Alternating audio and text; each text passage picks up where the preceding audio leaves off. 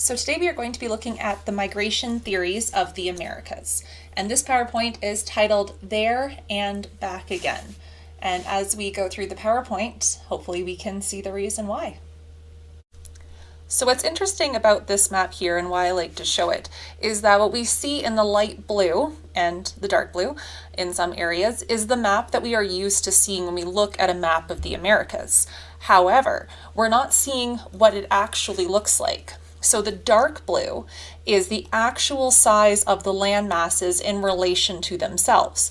So if we look how tiny Canada is and how comparatively smaller the US is to South America.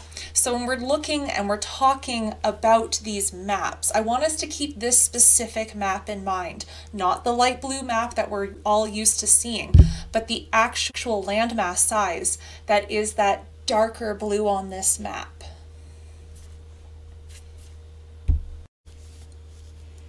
So what's going to be important when we are going through these slides is keeping time in context. We're going to be hearing some huge numbers from 100 years, 1,000 years, 13,000 years, 75,000 years.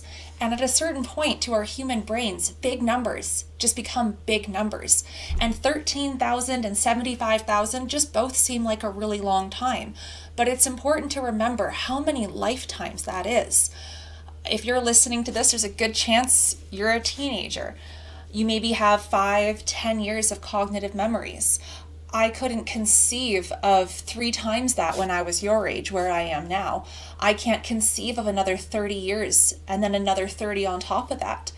If I were to think of 200 years of living, I can start to conceive that. That's a couple of lifetimes. That's my potentially great-grandchildren. But when I say things like 1,000 years, that is 10 lifetimes. When I say 13,000 years, when I say 75,000 years, that's a huge jump. That is generations upon generations of humans that are living and thriving and having love and relationship on this planet. And we're going to be looking at why are they here? How did they come here? And we're also going to look at how most migration theories are going to have similar problems. I'm going to ask you what you think those similar problems are. You can pause me if you would like.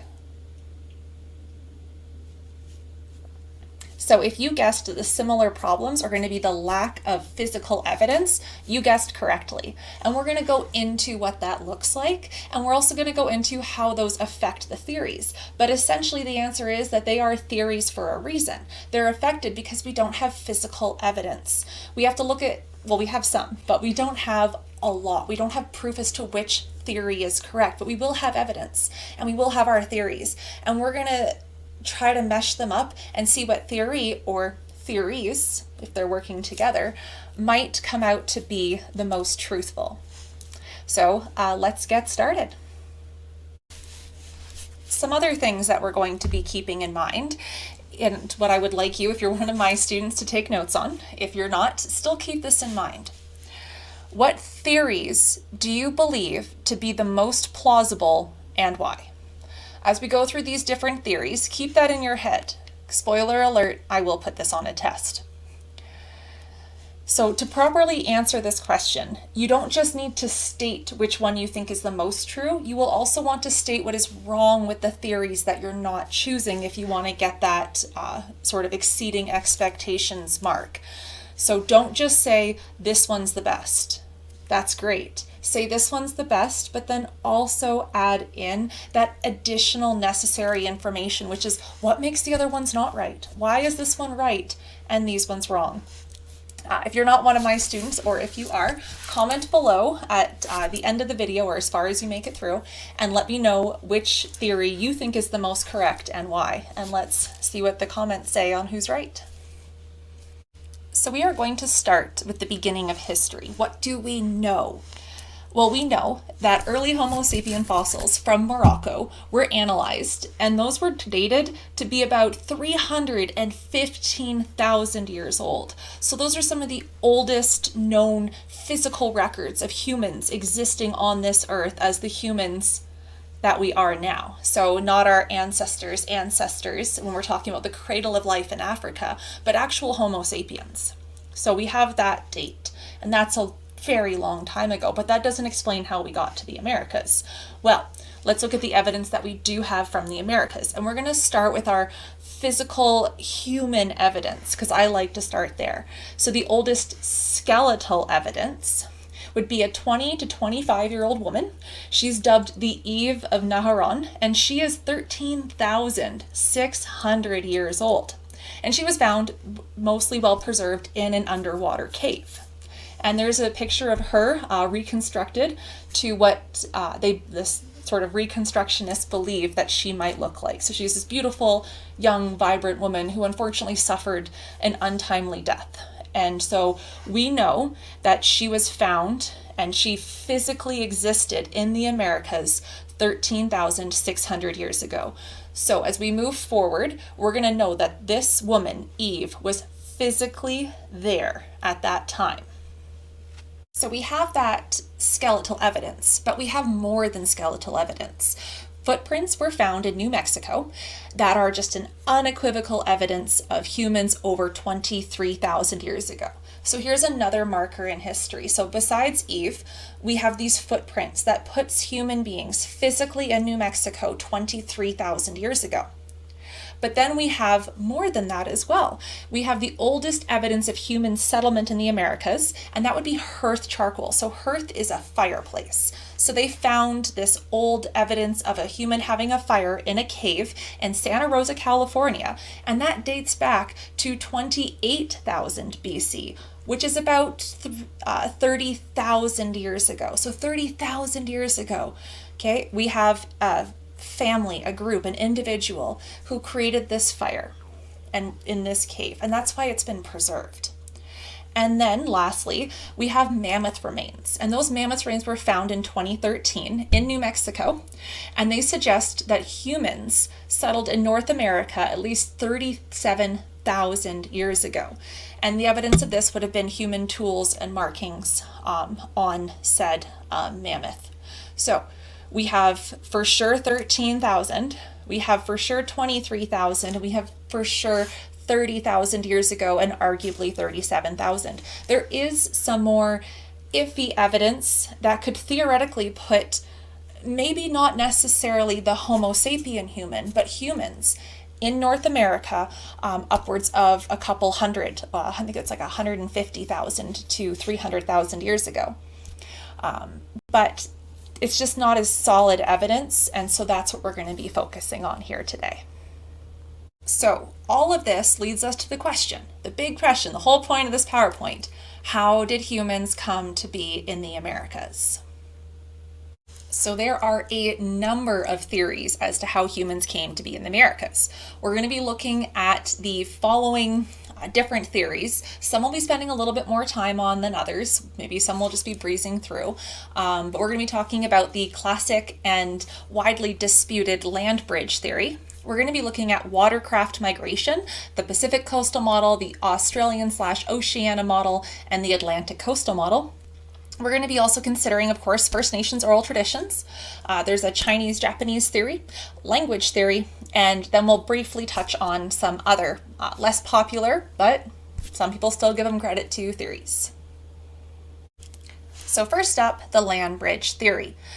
There's going to be a graphic on the slideshow here, and if you watch it, you can see it physically move as the sort of sea ice forms and falls as the seafloor becomes opening and closing. So if all you're listening to me, you're watching that graphic, that's what's happening. So we're going to be talking about the Beringia theory. This is a common term for the land bridge between Asia and North America. This bridge is thought to have formed and disappeared a vast number of times over the last about 100,000 years. At the peaks of various ice ages, the ocean levels would drop down as much as 200 feet, exposing the land between the two continents, and it's thought to be possibly as wide as about 1,000 miles. So we have this huge open chasm on the sea floor that would have allowed those early humans to move and the animals to be able to move between the two continents. And again, this would have happened a number of times for the last 100,000 years. So, this really popular theory, it was first put forward by Jose de Acosta in the late 1500s. The first European exploration, and I say exploration because when I travel to, across the pond there, I'm not an explorer. And I'm going to say discovery of this landmass because there were people already living there. And this theory was put forth, and it has been historically used to justify the taking and the occupying of indigenous lands. And the reason for this is that if we can shrink that number of how long people have been in the Americas, 13,000 years is still a wildly huge amount of time. Generations upon generations upon generations of humans have been here. But for some reason, 13,000 seems justifiable in the taking over of.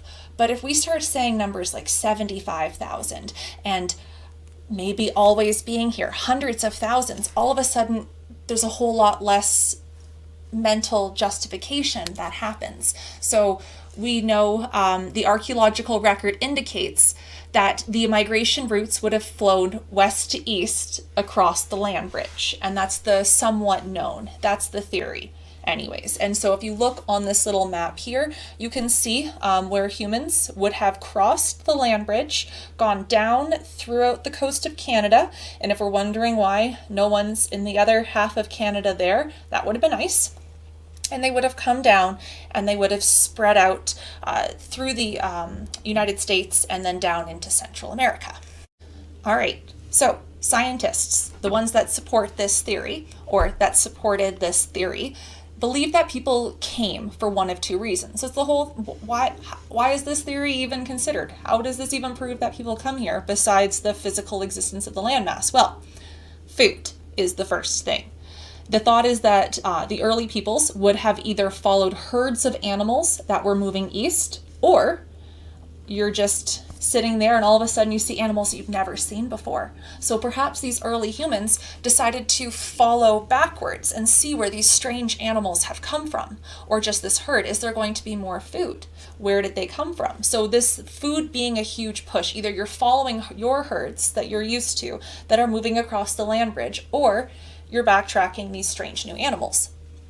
The second possible reason for migration is conflict. The theory, at a certain point, the people who lived there were forced further and further and further east as different groups maybe moved into their traditional lands.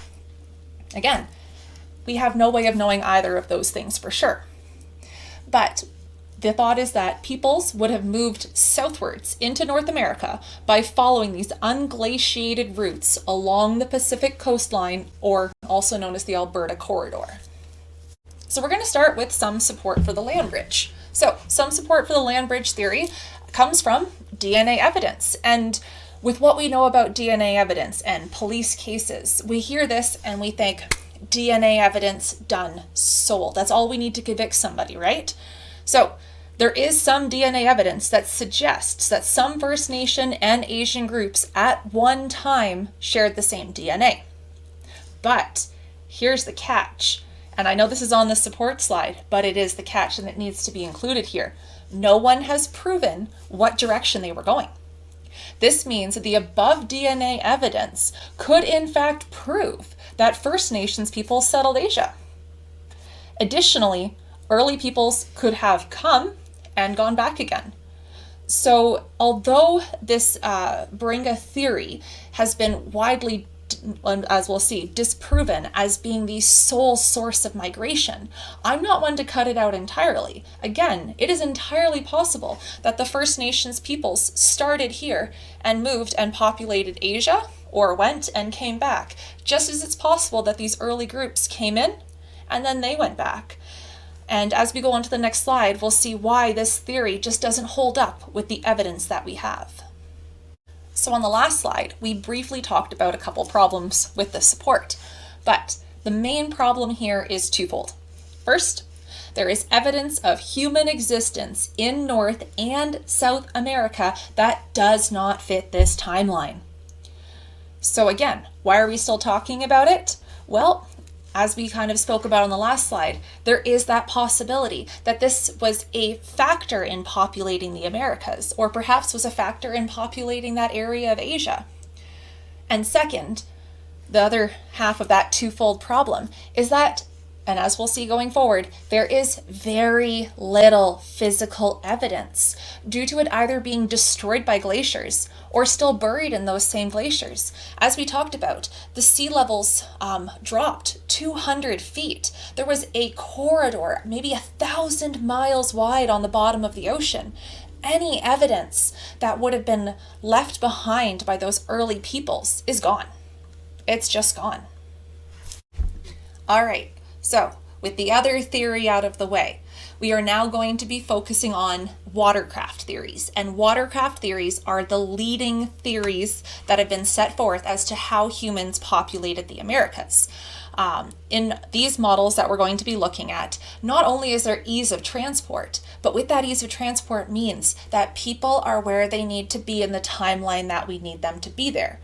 Whereas with the land bridge theory, the issues there were that if we look at the timeline, there were people in areas that they wouldn't have physically been able to be at if they had come over the land bridge. It doesn't work out. The timelines don't match up. We can't get the physical proof of humans and the timeline from the Bering Strait in the same place at the same time. However, these watercraft theories get people where they need to be at the time that they need to be there. As well as with these coastal models, unlike going through these mostly glaciated routes all the way down, we have an abundance of life that comes with being near and on water. We are going to start off with the Pacific coastal model. So if you look on this little map that I have provided you there, that red arrow that goes up and around shows the route that early humans would have taken for this Pacific coastal model to work. So this theory proposes that people reached North America following the coastlines either by land or by boat. Support for this comes from the fact that coastlines are extremely productive environments with a wide range of plant and animal life. This theory also helps to explain how humans could reach all the parts of the Americas by the time that they did. So it's fairly similar to our land bridge theory where it goes up and around. However, by sticking to the coast and going down the coast, and by not starting off in Alaska and moving their way down, but by starting in the upper west coast of the United States area-esque southern border there of BC, we can then begin to see humans migrate outwards, and we're going to get humans where they need to be in the timeline that they need to be there. So there is some support for the Pacific coastal model. So like the land bridge theory, it's supported by DNA evidence. One anthropologist has actually pointed out that there were boats in Japan about 20,000 years ago, and that the Kuril Islands, which is the north area of Japan, were almost like stepping stones at the time.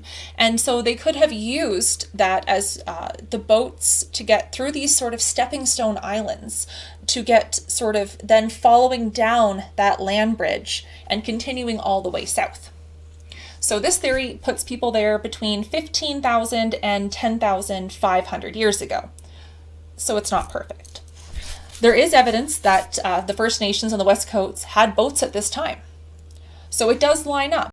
And so we can think that maybe, like the sort of land bridge theory, that this was a factor in population. So as we move forward and we look into some of the problems, we're going to keep that in mind. All right, so we hinted at it in the last slide. For the problems with this one is that the theory is that some scientists believe that too much of Alaska and the BC coasts were under ice to make this practical. Sailing it's not possible, they argue. Further, there is little evidence to support this, as any landing sites that may have existed are now underwater. And again, this is going to be a theme. So we know that these sea levels, they rose and they dropped with these giant glaciers. And so the coasts might have been 1,000 miles farther out than they are right now. And so if we were to stand at the edge of British Columbia or at the edge of California, and we look out and we try to picture what 500, what 1,000 miles would be from shore, and that's where the early settlements would have been. And again, they're they're gone. They're underwater. If they are 15, 40,000, 100,000 years old, those sites are gone. And as we talked about in the last slide, in this one, the DNA evidence and the timelines just don't line up the way that they should. All right, so now we're getting more to the good stuff. This is the Australian or the Oceania theory. And this is one of my personal favorite theories. So, if you can kind of see on that little picture there, that little black line, if we look really closely, we can see a ton of little tiny islands that end up with humans in South America. So in this theory, South America is thought to be populated first. So as opposed to the other theories, such as the land bridge, that would have said that humans came in up through Siberia and Alaska and down. This one says that we actually start south and then we spread out and we move upwards. And so it is thought that it was populated from South Asia through the infinite island chains of the Pacific, while North America was populated from Siberia. Could have been both, could have moved upwards, met each other halfway.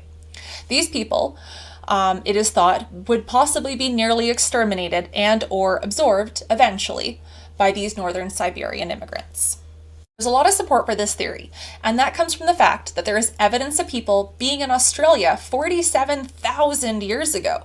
Since Australia is not attached and was not attached at that time to anything other than the ocean, it is assumed that the first peoples, the Aborigines of Australia, must have reached there by some sort of a watercraft.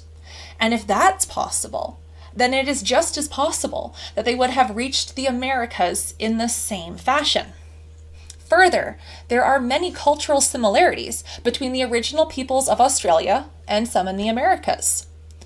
The only problem that we have here is that there's little scientific support for this theory and no DNA evidence supporting it. But again, we're going to see that with any ocean model, this lack of physical evidence, and the lack of DNA evidence doesn't say much because we only have from some groups and some groups in Siberia a match. We don't really have many matches anywhere else.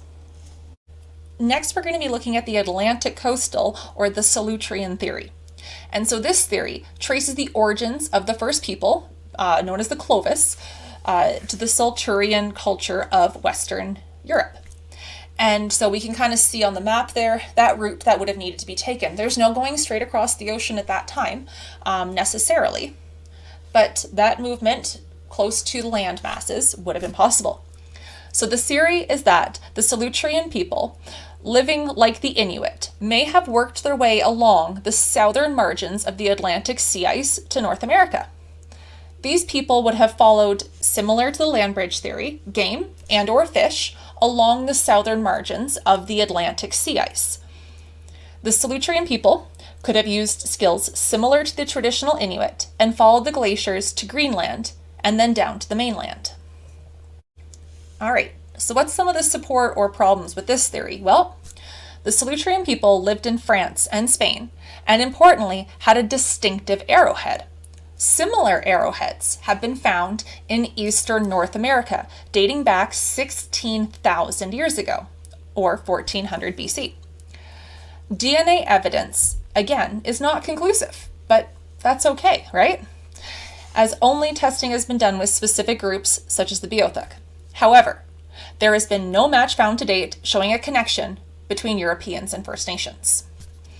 Some genetic testing does show similarities, though, between First Nations people and some European peoples, but we have yet to find any connections to people from Asia.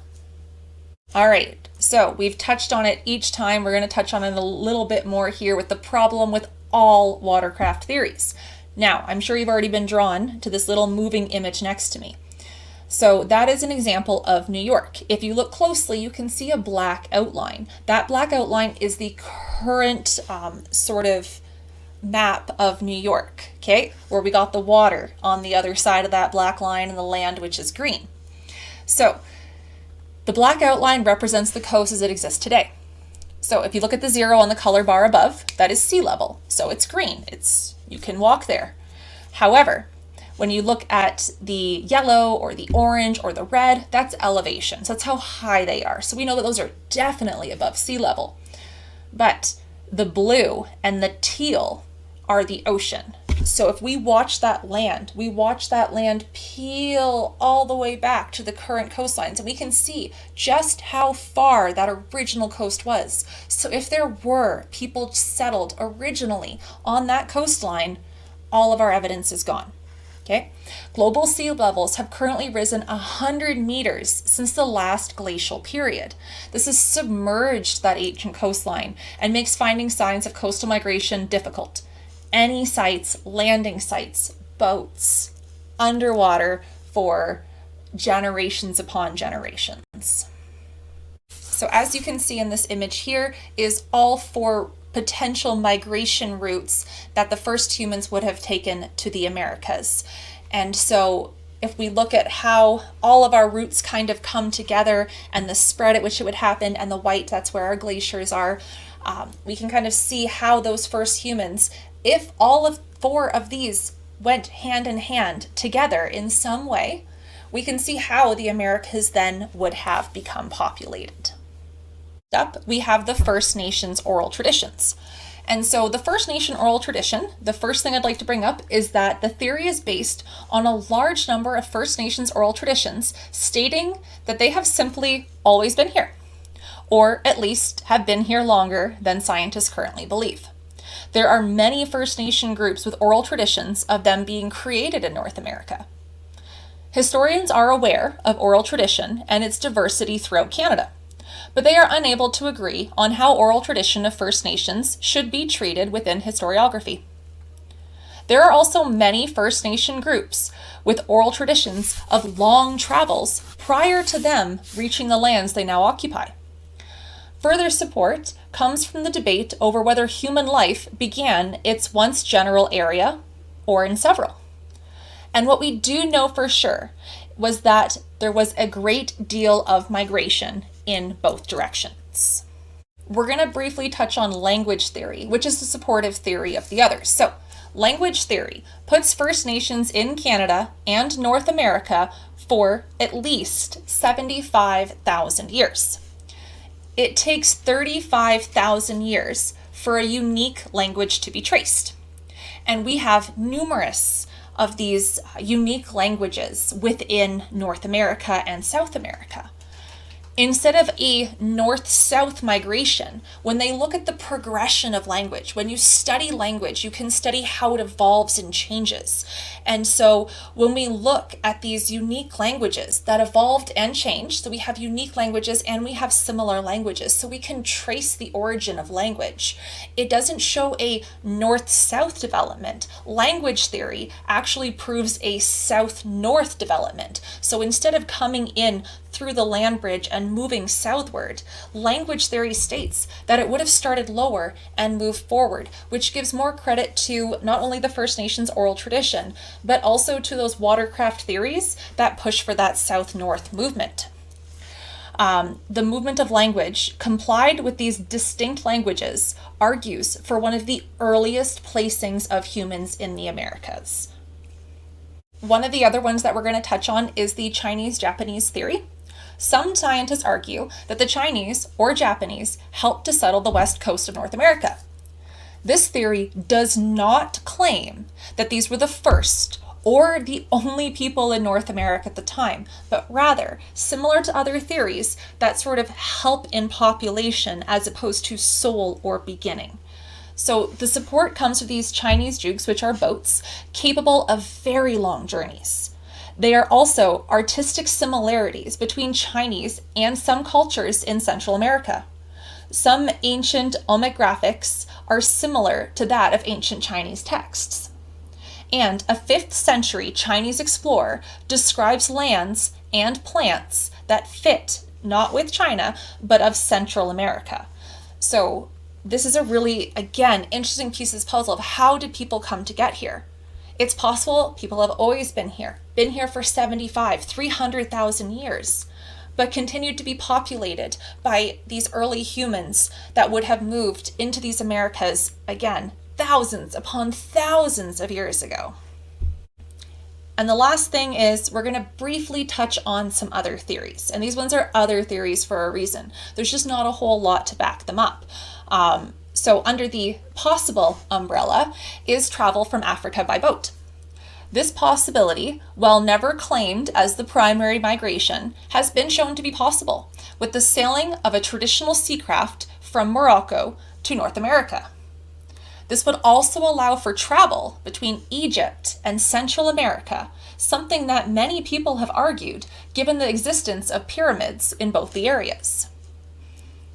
Another theory is that First Nations are in fact one of the lost tribes of Israel. This theory is not commonly accepted, but it is held by several religious groups. And finally, there is the New Age theories that explorers or survivors of Atlantis populated North America. This theory has not been accepted by scientists and is only mentioned due to its popularity in some books. Some important concluding thoughts and notes are that most Indigenous peoples have a narrative of where they came from. If you are from Canada, United States, South America, I would encourage you, especially in your region, to research, to listen to those original stories about how the people who currently live in your lands believe that they came to be there. The Bering Strait theory isn't going well.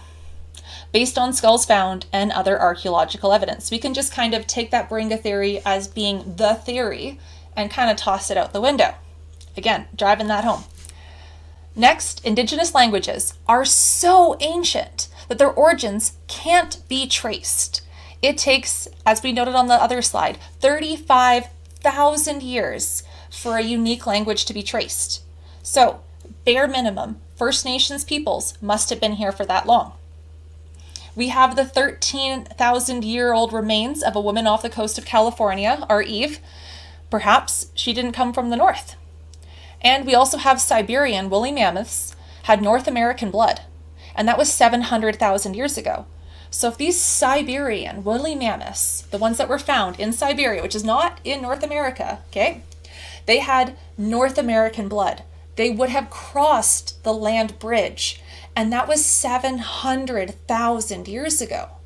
So when we talk about the Beringia Strait theory, that land bridge theory, we're saying 100,000 years. There's evidence that perhaps those land bridges were opening and closing up 700,000 years ago.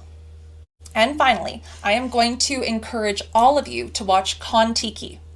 The Kon-Tiki expedition was done in 1947, and it was a journey by raft across the Pacific Ocean from South America to the Polynesian Islands, which was led by Norwegian explorer and writer Thor Heyerdahl. Sorry if I mispronounced that. And he proved that this was possible. So using what would have been available to those first peoples, he built this watercraft and he sailed across where they would have theoretically sailed. And he did it. He proved that this type of travel by watercraft was possible. In 2007, we had mitochondrial DNA, which might have proved what we've been talking about with this reverse migration. This argument with this mitochondrial DNA that migration happened, but then people went back to East Asia. So perhaps East Asians are ancestors of the indigenous peoples and not the other way around. In the end, while the big how the First Nations peoples came to be in the Americas may be up for debate, there is no dispute that they were here first and they had long-lasting, established, and thriving civilizations prior to European arrival.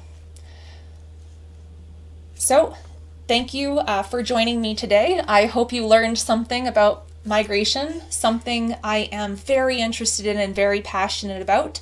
So if you want to jump in the comments below, give my video a like, tell me what you thought. I would love to hear it.